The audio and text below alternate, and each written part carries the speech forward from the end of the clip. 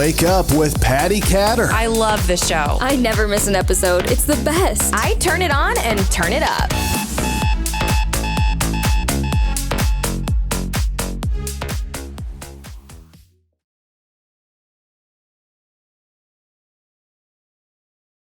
You're listening to and watching Wake Up with Patti Katter. I am your host, Patti Katter. Today, I have Frank King on the show. Frank, thank you for being on the show, first of all. It's part of a plea bargain. I really had no choice. That's right. So Frank is a comedian. He has been a scriptwriter on The Tonight Show. And Frank, you talk about suicide prevention. Mm-hmm. How on earth do we have a comedian talking about suicide? Like, those are heavy topics. Suicide prevention has a ton of topics that we could talk about that are very heavy. So, of course, I assume, and I've heard comedians often are the ones who do talk about suicide prevention because they've experienced some depression in different ways. Now, could you tell us your story? Yes, people often ask, because I speak professionally on suicide prevention, and they ask, how did you choose suicide prevention as a topic? Well, in all honesty, the topic chose me. It runs in my family. It's called generational depression and suicide. My grandmother died by suicide. My mother found her. My great aunt died by suicide. My mother and I found her. I was 4 years old and I screamed for days. I will spare you the details because it's horror movie horrible. But if you'd like to know the story, my first TEDx talk called A Matter of Laugh, L-A-U-G-H, Matter of Laugh or Death, I tell the story in my first TEDx. And I myself have come close enough to ending my life by suicide April 2010 after filing Chapter 7 bankruptcy that I can tell you what the barrel of my gun tastes like. Spoiler alert, Patti, I did not pull the trigger. A friend of mine came up after a keynote one time. He never heard me say that sentence. I didn't pull the trigger. He goes, he was trying to be funny. He goes, hey, man, how come you didn't pull the trigger? Hey, man, could you try to sound slightly less disappointed? I believe a comedian's a good choice, and here's why. If you think about the world's first comedians were the court jesters, and their job was to speak truth to power on behalf of the powerless with humor. I believe I speak truth to the power of mental illness on behalf of those often powerless in its grip with humor. I believe with this humor, there's hope. Where there's laughter, there's life, that nobody dies laughing. And as I mentioned, it runs in my family. More nuts in my family, Patti, than in a squirrel turd. So it just seemed, I did comedy starting the day after Christmas, 1985. My girlfriend, then my wife, now of 34 years, went on the road. I said to her, I'm going on the road to be a stand-up comedian. Want to come along? And I thought she'd go, oh, hell no. And she goes, yeah. So we put all our stuff in storage. We couldn't fit into my tiny little Dodge Colt. We went on the road together. We got married shortly thereafter, and we were on the road doing comedy clubs for 2,629 nights in a row, nonstop. Worked with Seinfeld, Dennis Miller, Jeff Foxworthy, Ron White, Adam Sandler, Kevin James, Ellen, Rosie. Opened up for the Beach Boys, Neil Sedaka, Mary Wilson. And one weekend in Michigan at an amphitheater that seats 5,000, opened 2 shows for Randy Travis. And on New Year's Eve one year, at the Hotel Del Coronado, opened 2 shows for Lou Rawls. You'll never find another love like mine, which, by the way, is why I do comedy, don't sing. So I did that for about 7 years and change. Did some radio in Raleigh, North Carolina, not far from where you lived for a while. And then when I got fired from radio, as you would, there are 2 kinds of people in radio. People been fired, people are going to be fired. The comedy club thing was winding down, so my comedy was clean, so I jumped into corporate comedy, pays a whole lot better. Did that for about 10 years, and then the last recession, the bookings dropped off 80% overnight. That's when we filed bankruptcy. And when I came out of that, the meeting planners said to me, Frank, we love you. We just can't pay you that kind of money to be funny. We need you to teach our audience something. So I'm thinking, what am I going to teach them? And then it hit me. Given my family's mental health history and my mental health history, if I got some suicide prevention training, I could do speaking on suicide prevention as a workplace health and safety issue. What I didn't know at the time was nobody talks about depression, thoughts of suicide, unless you bring it up, Patti, and then almost everybody has a story. So that's what I get paid to do. My clients often say to me when I get there, look, we just brought you in here to start the conversation on suicide, because once I get on stage and I reveal that I have mental health issues and am vulnerable, then it gives people in the audience permission to give voice to their feelings and experiences without recrimination. I have two mental illnesses. One's called major depressive disorder, depression, and the other is more rare, called chronic suicidal ideation, which means that for me and people in my tribe, the option of suicide is always on the menu as a solution for problems large and small. And when I say small, I tell the audience, look, my car broke down a couple of years ago. I had 3 thoughts unbidden. 1, get it fixed. 2, buy a new one. 3, I could just kill myself, which usually gets a laugh from the audience because it sounds absurd. However, here's the upside of that, Patty. Every time I've spoken since 2014, there's been at least one person in the audience who has that condition. They do not know it has a name. They think they're just some kind of freak and all alone. And I had a young woman come up after a college show. She said, thanks for your keynote. I said, you're welcome. She goes, but I got to tell you, it made me weep. How did it make you weep? She goes, you know your story about the car? Get it fixed, buy a new one, kill yourself? I've been having those thoughts all my life. I didn't know that had a name. I thought I was some kind of freak and completely alone. And when I heard you say that out loud, I realized for the first time in my life that I'm not alone, and I wept. Hello. There's an ROI for you.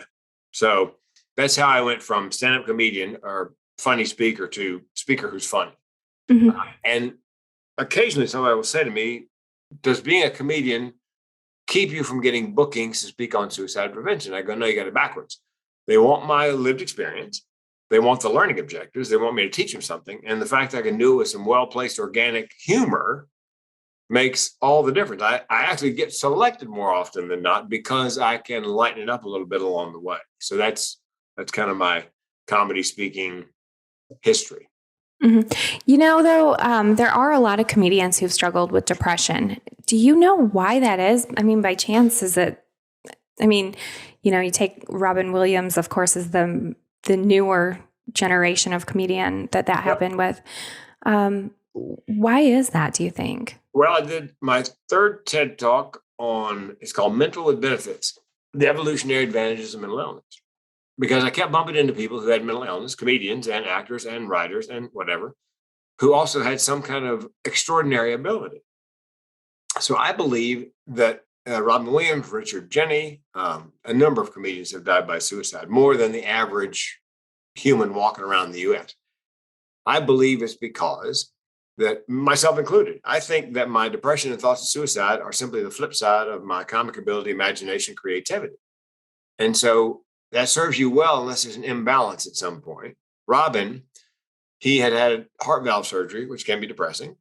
He had a Parkinson's illness, similar to Parkinson's, that was affecting his muscularity and also his memory. And so, you know, you're an actor, you depend on your memory. And so I think that combination, I believe he was living with bipolar disorder, although he never admitted that. He talked about his drug addiction, treatment, recovery at length, joked about it, never mentioned the fact that I believe he had bipolar disorder. So you put all that together, but again, an amazing creative mind. And I did some research for the TED Talk, and there's a laundry list of actors, politicians, athletes, that, you know, people are notable, famous, rich, who have a mental illness and also some extraordinary ability. I think it's you know, it's like the flip side of one coin. I don't think I'm broken. I think I was made this way. I can teach you to write stand-up. I can teach you to perform it. I cannot teach you to think or process information the way my brain does. It just does because of the way it's wired. Mm-hmm.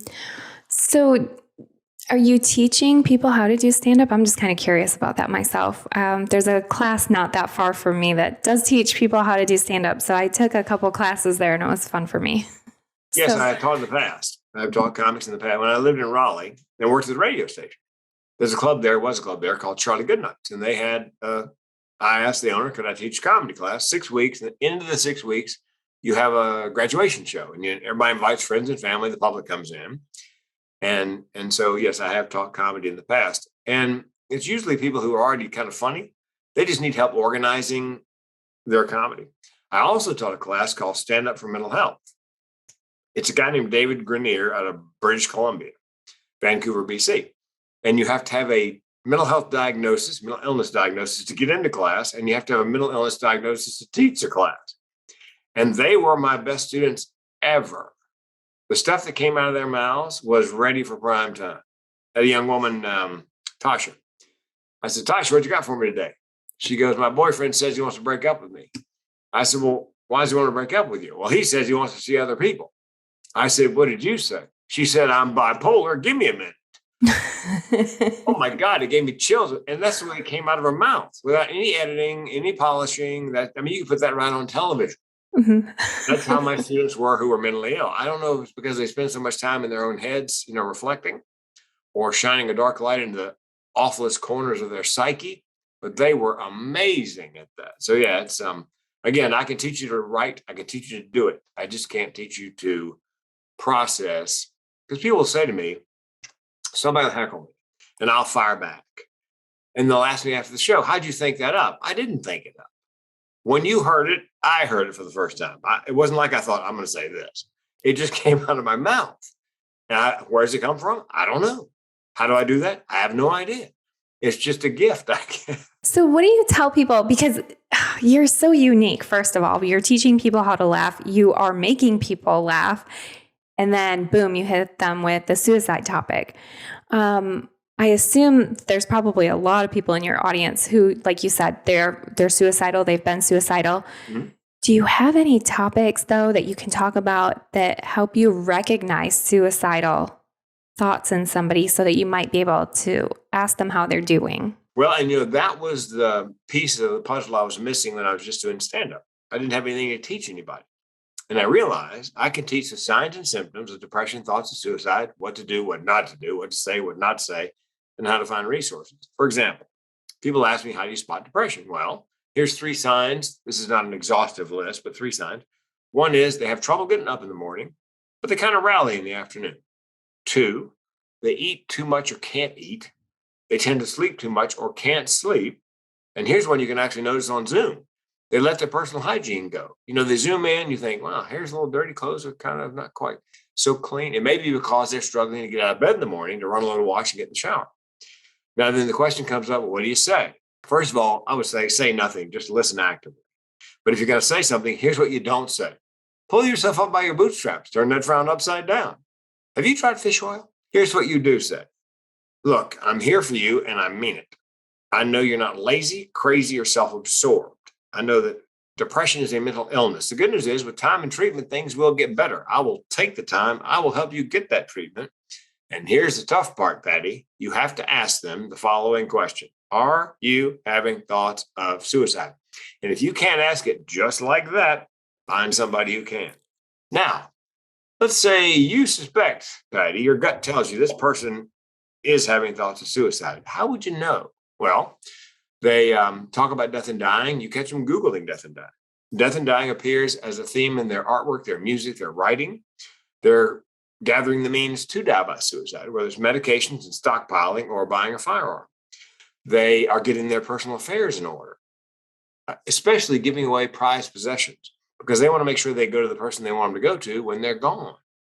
And if they give away a pet, that's kind of the top of the pyramid in terms of prized possessions. Now, here's a counterintuitive one that's very dangerous. They've been depressed forever. And all of a sudden, they're happy for no apparent reason. And of course, you're happy because they're finally happy. Here's the problem.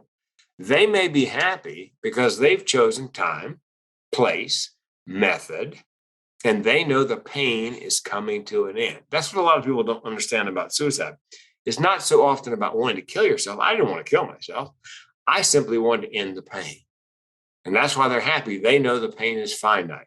So if that happens, that's a very dangerous sign. Now, let's say they are forthcoming. They do tell you they're having thoughts of suicide. Now, what do you say? Well, you say, do you have a plan? If they have a plan, tell me what your plan is. And if it's detailed, time, place, method, you need to get them on the phone with the Suicide Prevention Lifeline. Or now for younger people, they have a suicide prevention text line. You text the word help or connect to 741-741. And there'll be somebody about your age on the other end to text back. Okay, now what if they've got a plan, but it's not really well formed? It's kind of nebulous. There's nothing in the textbooks about this. A psychiatrist and I came up with this idea. I would say, well, tell me, are you going to kill yourself? And if they say no, then I say, okay, tell me why not. Make them give voice to whatever it is, something's keeping them here. My friends, my family, my animals, my whatever, make them give voice to that. And I have several reasons I don't kill myself. And I could, if you said, Frank, well, why are you still here? Well, my mom and dad wanted children desperately. They tried to adopt. This is back in the 40s and early 50s. And no infants available. So they decided, well, we're just going to have to do it the old-fashioned way. So my mom got pregnant, carried to term, 9 months, and it died shortly after birth. A year later, they tried again. My mom got pregnant, carried it 9 months, and shortly after birth, it passed away. Somehow, somewhere, she found the courage to try a third time. I was born the fourth time my sister was born. So here's how I feel about that. She was so brave and worked so hard to bring me here that I feel like I have to work as hard and be as brave to stay until my appointed time. You've really floored me on a couple of things. So I don't know if you could see me, but I literally was holding back tears on this one part because my dad gave me his dogs before he decided to end his life. And I didn't think about it. I didn't think about it at all. And he was getting all of his things in order. He had, put some things in my name. He had all these things that I was oblivious to. So I wish those were things that I wish I had known. And then my mom also had several miscarriages in between my older sister and I. So I'm appreciating everything that you're saying personally, but I also know it's going to resonate with a lot of my listeners because there are some red flags that I know about now, but I didn't know, when my dad was going through it or some of the veterans that I've helped were going through it. So I think it's a really important topic to discuss. So what do you say about people who, they're just kind of blowing off their friends who, well, maybe they're suicidal, but I don't really know. I guess I don't even know what you say to them. Take it serious? Yes, what you're looking for is patterns, like with your dad. Had you known that getting his affairs in order, giving away prized possessions like a pet, had you known those signs and symptoms, I imagine you would have immediately recognized the pattern. Mm-hmm. So now you can't unlearn that, nor can your listeners unlearn those signs and symptoms. So the good news, Patty, is this. 8 out of 10 people who are suicidal generally are ambivalent. They can't make up their mind. And 9 out of 10 give hints in the last week leading up to it, an attempt. So if you know the signs and symptoms of depression, thoughts of suicide, the vast majority of people do not want to die. They want somebody to notice something and intervene. So you can make a difference. You can save a life, and you can do it by doing something as simple as we're doing here. And that is starting the conversation if you know what to look and listen for. Mm-hmm. Yeah, that's huge. What would you say to people who, gosh, maybe they're on the fence, like maybe I want to die, maybe I don't want to die. Besides, okay, obviously you want them to tell you what it is that they're living for, right? Right. And then I know too that I always try to get, especially I have a lot of experience working with veterans, military veterans who have a lot of post-traumatic stress and they're just dealing with a lot of inner demons. So I try to get them involved in helping other people so it kind of takes their mind off of just focusing on themselves. And it sounds kind of like that's what you're indicating here that they should do, talk about why they're here. That's huge, right? What you're looking for, I just took a training called ASSIST, Applied Suicide Intervention Skills Training. And what you're looking for and listening for in that training it's called a turning point, where they let you know one way or another in the conversation that there is in fact something keeping them here. You can even ask, look, you're still here. Is there some reason you are still here? Can you see yourself going on beyond, into the future? And then you grab that and then you say to them, well, would it be okay if you and I created a plan to keep you safe just for today? Because it's difficult when you're in that, that swirl of depression, thoughts, suicide to think much beyond today. That's true. Yeah. Also, a couple things. One, if they're on medication, but it's not working very well, there's now a DNA cheek swab test, like Ancestry. and they take your DNA and they try to match it to the antidepressant, let's say, or two that works best with your metabolism. Which, if my antidepressant hadn't worked right off the bat, I would have gone straight to the DNA cheek swab. And there's half dozen companies online that if you type in DNA cheek swab depression test, you'll find half dozen companies. And it's only a couple $100. Most insurances cover it. Medicare covers it, I believe. Second thing is, I recommend that they have, and I've recommended this for neurotypical people during the pandemic who may be situationally depressed because of the pandemic. I believe you have to have a self-care plan. Mm-hmm. You need to take active steps every day. And mine is very simple. 5 things: diet.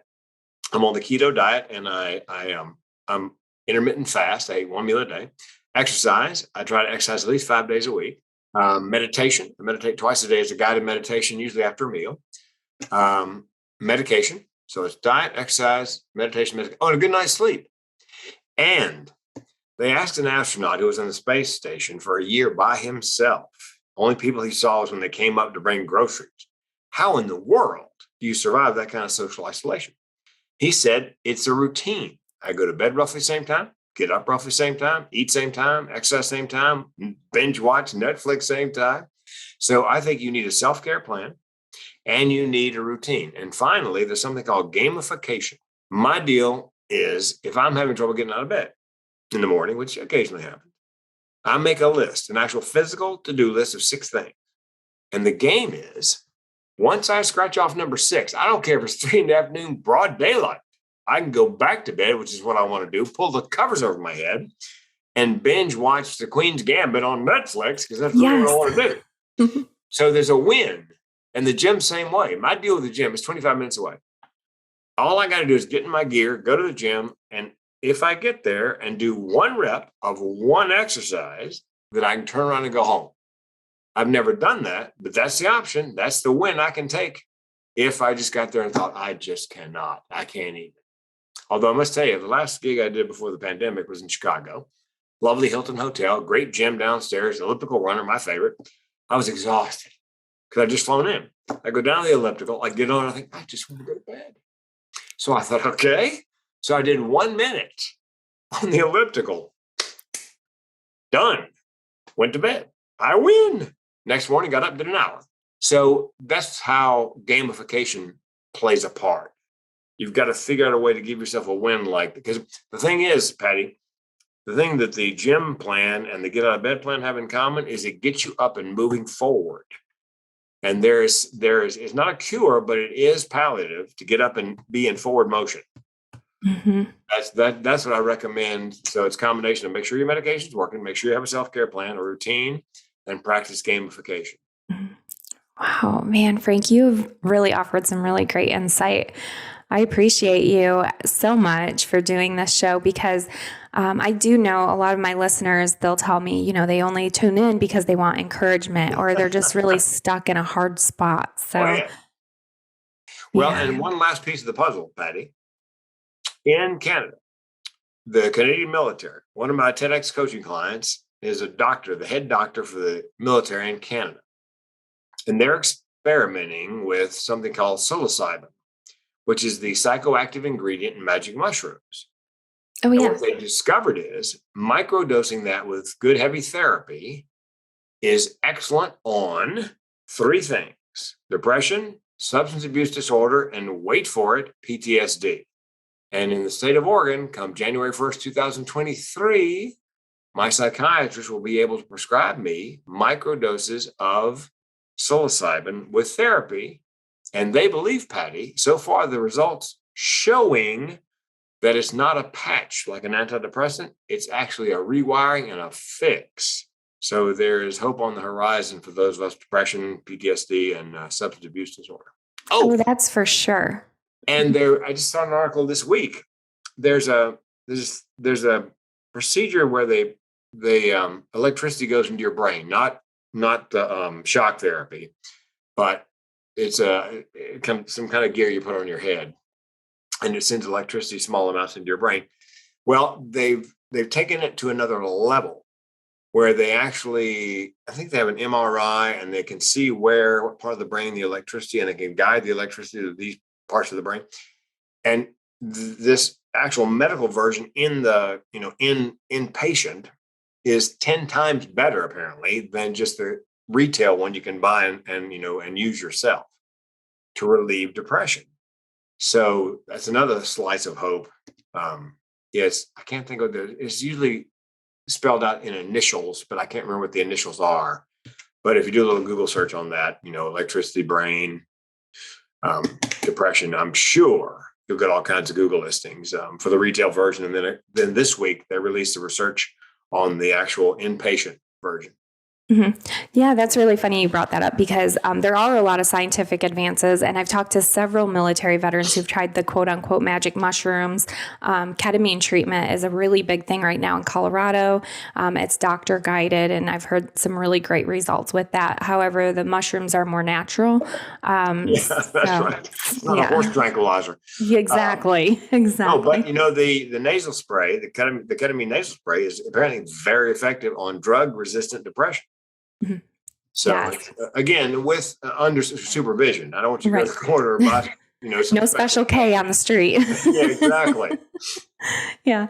Oh, wow. All right. Yeah, I actually am going to be talking about that on some shows. The show that comes out next week, we're talking about ketamine therapy too. So very interesting advances. Oh, gosh. I really appreciate you, Frank. Do you have anything that you just kind of want to leave our listeners with? Yes. If they go to my website, The Mental Health Comedian, or since you spent time in Fayetteville, North Carolina, Patti, there it would be The Mental Health Comedian.com. I have written with two co-authors a 4-book series on men's mental health.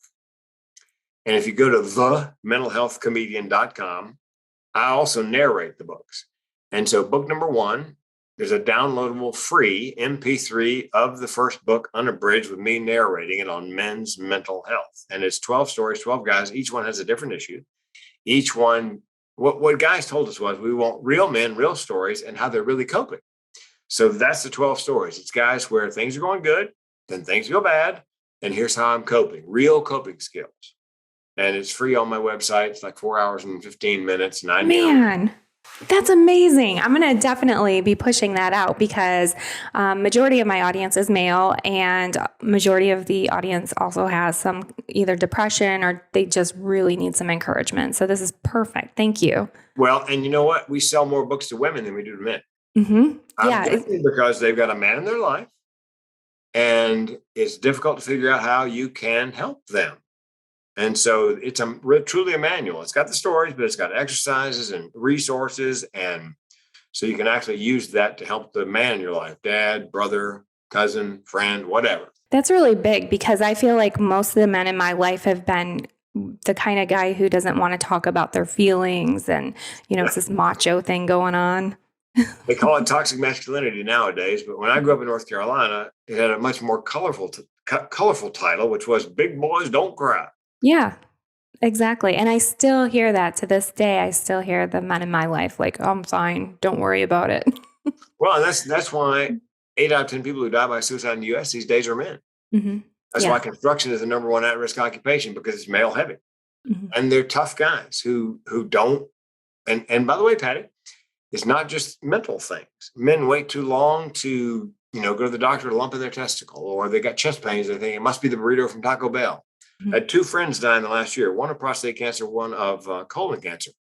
Both of those are eminently treatable if you get a PSA test regularly and you get a colonoscopy every 5-10 years. There's no reason for a man or anybody to die of either one of those if you get the tests. But men, not going to happen to me. It's not going to happen to me. That's an exit, not an entry. Yes. I said to one guy, hey, listen, better your rear end than your end.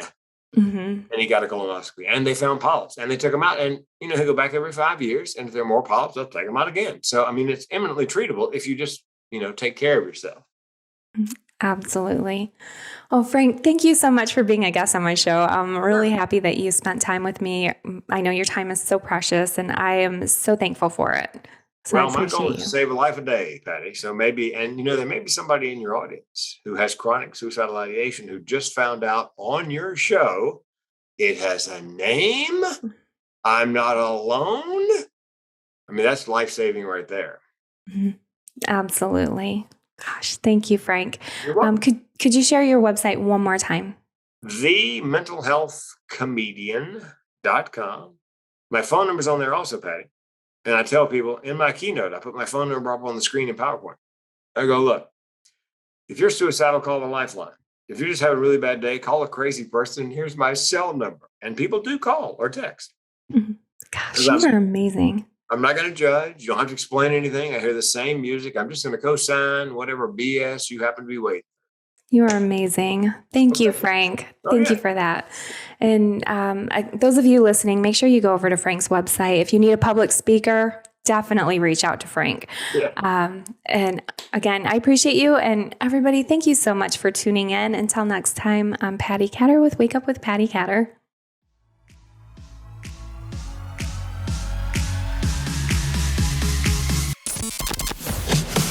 Thank you for listening to Wake Up with Patti Katter. Thank you. Thank you. Thank you, thank you, thank you for all you do. Follow Patti at Patti Katter on Facebook and Instagram. Get social. You can now watch Wake Up with Patti Katter on Amazon TV and Roku. It's the only podcast I listen to. Be sure to check out Patti's apparel line, The Patriotic Mermaid, at thepatrioticmermaid.com and on social media at The Patriotic Mermaid. I love it.